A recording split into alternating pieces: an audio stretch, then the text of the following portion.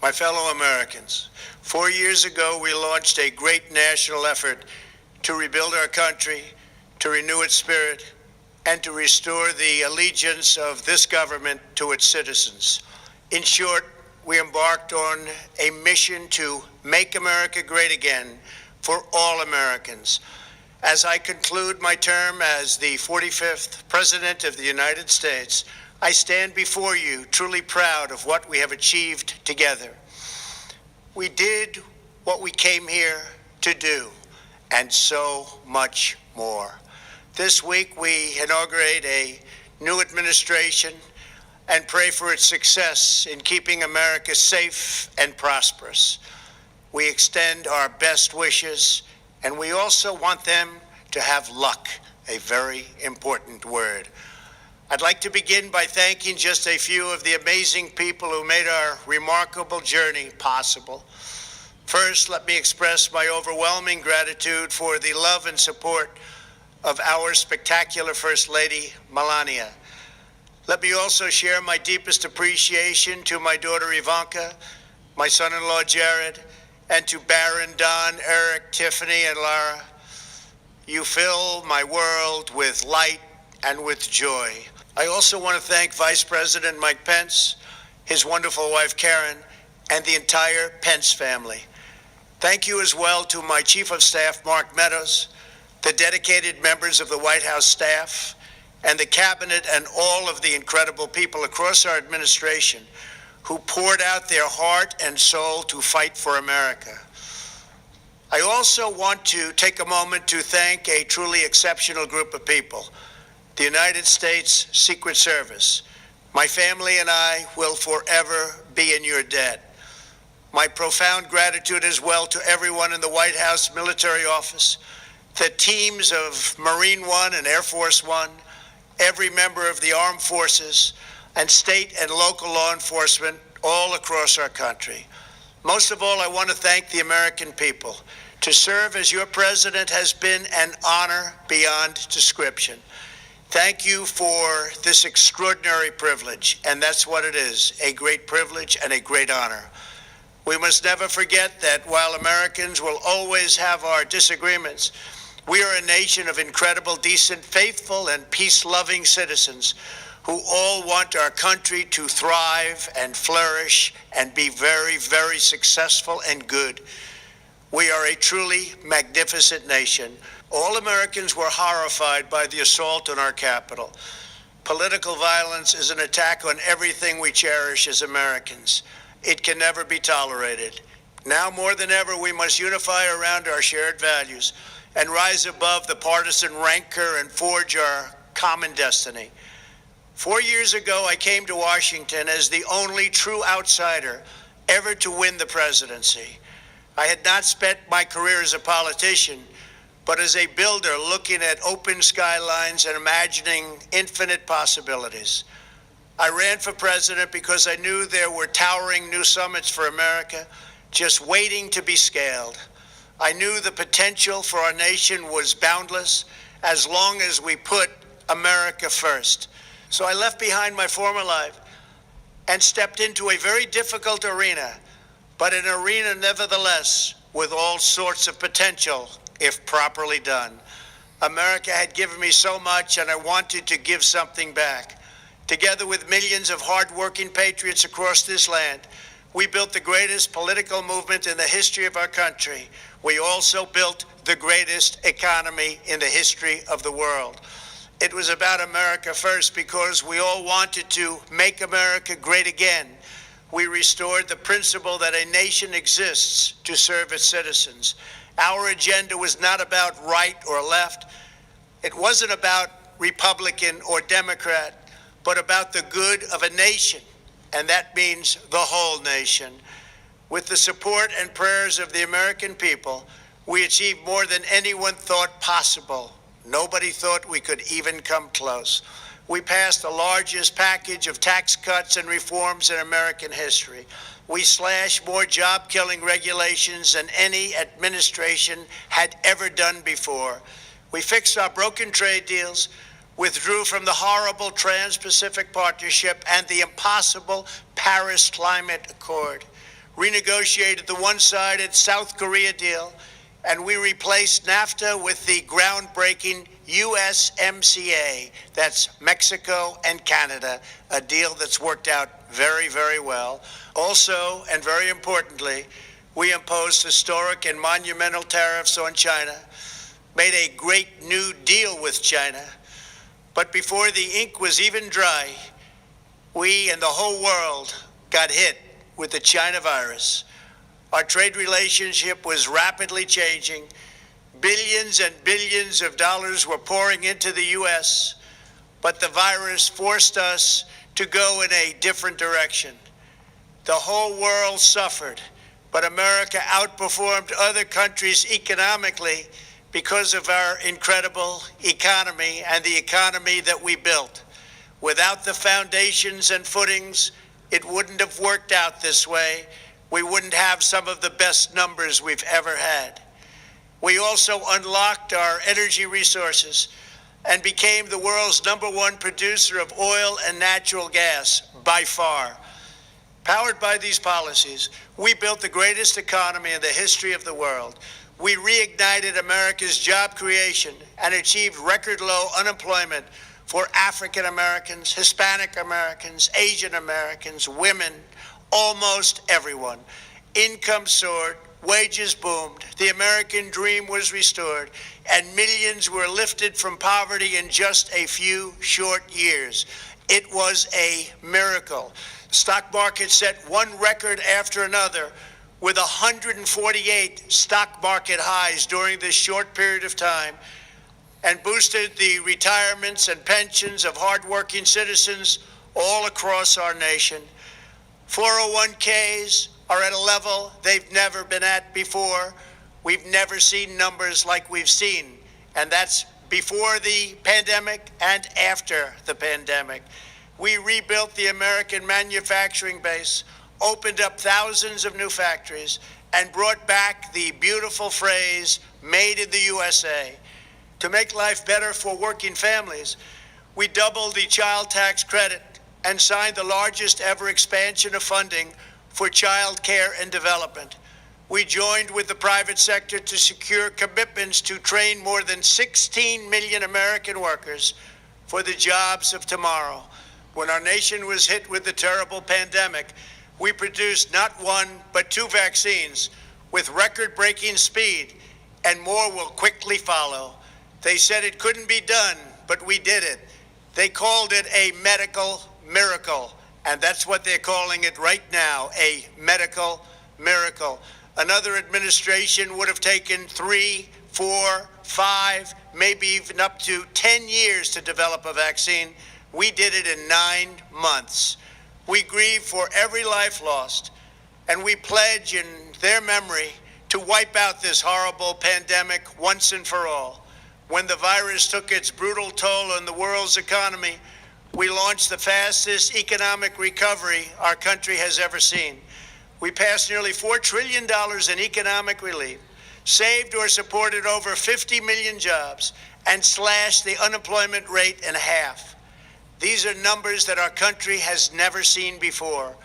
We created choice and transparency in healthcare, stood up to Big Pharma in so many ways, but especially in our effort to get favored nations clauses added, which will give us the lowest prescription drug prices anywhere in the world. We passed VA choice, VA accountability, right to try, and landmark criminal justice reform. We confirmed 3 new justices of the United States Supreme Court. We appointed nearly 300 federal judges to interpret our Constitution as written. For years, the American people pleaded with Washington to finally secure the nation's borders. I am pleased to say we answered that plea and achieved the most secure border in U.S. history. We have given our brave border agents and heroic ICE officers the tools they need to do their jobs better than they have ever done before, and to enforce our laws and keep America safe. We proudly leave the next administration with the strongest and most robust border security measures ever put into place. This includes historic agreements with Mexico, Guatemala, Honduras, and El Salvador. along with more than 450 miles of powerful new wall. We restored American strength at home and American leadership abroad. The world respects us again. Please don't lose that respect. We reclaimed our sovereignty by standing up for America at the United Nations and withdrawing from the one-sided global deals that never served our interest. And NATO countries are now paying hundreds of billions of dollars more than when I arrived just a few years ago. It was very unfair. We were paying the cost for the world. Now the world is helping us. And perhaps most importantly of all, with nearly $3 trillion, we fully rebuilt the American military, all made in the USA. We launched the first new branch of the United States Armed Forces in 75 years, the Space Force. And last spring, I stood at Kennedy Space Center in Florida and watched as American astronauts returned to space on American rockets for the first time in many, many years. We revitalized our alliances and rallied the nations of the world to stand up to China like never before. We obliterated the ISIS caliphate and ended the wretched life of its founder and leader, al-Baghdadi.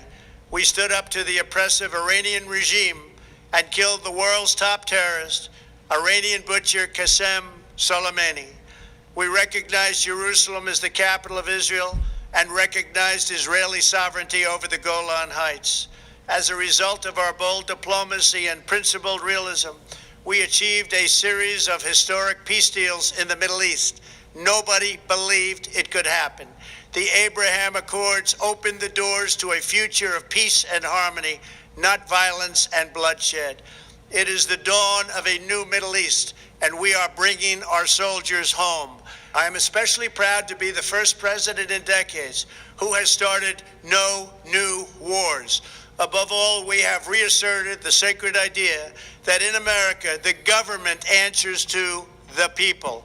Our guiding light, our North Star, our unwavering conviction has been that we are here to serve the noble, everyday citizens of America. Our allegiance is not to the special interests, corporations, or global entities. It's to our children, our citizens, and to our nation itself. As president, my top priority, my constant concern, has always been the best interests of American workers and American families. I did not seek the easiest course. By far, it was actually the most difficult. I did not seek the path that would get the least criticism. I took on the tough battles, the hardest fights, the most difficult choices, because that's what you elected me to do. Your needs were my first and last unyielding focus. This, I hope, will be our greatest legacy. Together, we put the American people back in charge of our country. We restored self-government. We restored the idea that in America, no one is forgotten because everyone matters and everyone has a voice. We fought for the principle that every citizen is entitled to equal dignity, equal treatment, and equal rights because we are all made equal by God. Everyone is entitled to be treated with respect, to have their voice heard, and to have their government listen. You are loyal to your country, and my administration was always loyal to you. We worked to build a country in which every citizen could find a great job and support their wonderful families. We fought for the communities where every American could be safe and schools where every child could learn. We promoted a culture where our laws would be upheld, our heroes honored, our history preserved, and law-abiding citizens are never taken for granted. Americans should take tremendous satisfaction in all that we have achieved together. It's incredible. Now, as I leave the White House, I have been reflecting on the dangers that threaten the priceless inheritance we all share. As the world's most powerful nation, America faces constant threats and challenges from abroad. But the greatest danger we face is a loss of confidence in ourselves, a loss of confidence in our national greatness. A nation is only as strong as its spirit. We are only as dynamic as our pride. We are only as vibrant as the faith that beats in the hearts of our people. Its own values, history, and heroes, for these are the very sources of our unity and our vitality. What has always allowed America to prevail and triumph over the great challenges of the past has been an unyielding and unashamed conviction in the nobility of our country and its unique purpose in history. We must never lose this conviction. We must never forsake our belief in America. The key to national greatness lies in sustaining and instilling our shared national identity. That means focusing on what we have in common, the heritage that we all share. At the center of this heritage is also a robust belief in free expression, free speech, and open debate. Only if we forget who we are and how we got here could we ever allow political censorship and blacklisting to take place in America. It's not even thinkable.